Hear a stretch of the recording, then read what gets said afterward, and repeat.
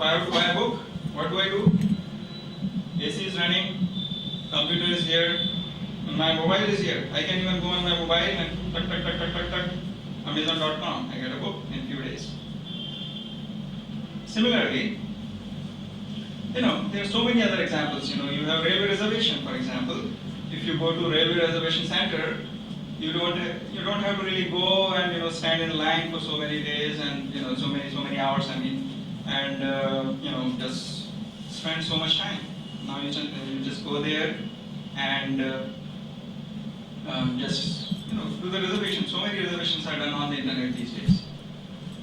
And the examples go on and on and on like that. You have e-commerce sites, you have auction sites, then you have, even if we say that earlier we could call people and be in touch, that also now is much more easy now because you have IP telephony. So you go there, you have very cheap way of connecting to the other countries. Earlier you had to wait for hours and hours just to make a trunk call to another city. Now you can make calls to USA, to any country in the world basically.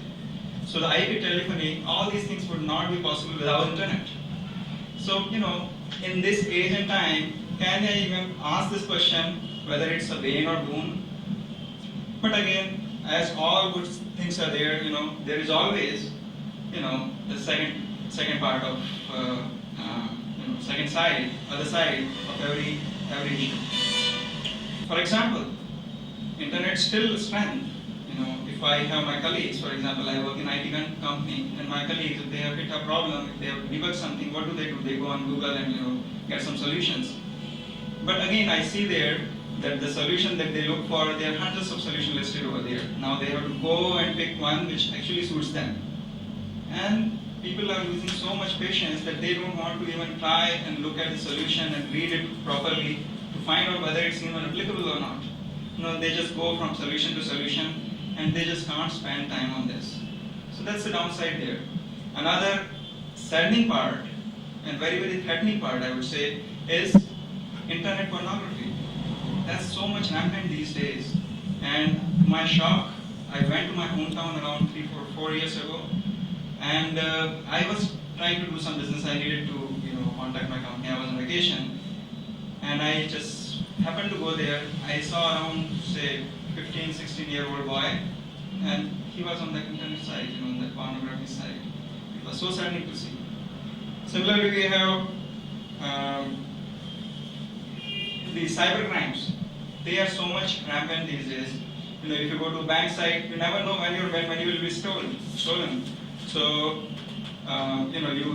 are thinking that you are a millionaire, but your million might go away here and there. So anyway, of course there are safeguards that can be kept, and there can be other things that we can do to protect that identity, protect our safety. But there are downsides. But does it mean that we just discard a gift that has been given to us? Probably not. No. We can take proper measures and educate people and come up with other alternatives where there are weaknesses. For example, children who are going to such sites, they probably are not directed well. They are not educated well. So they need to be educated. The character development needs to take place. We need to spend time with them. We need to emotionally connect with them. Similarly, cyber crimes, etc. There is so much work going on right now to prevent these kind of things.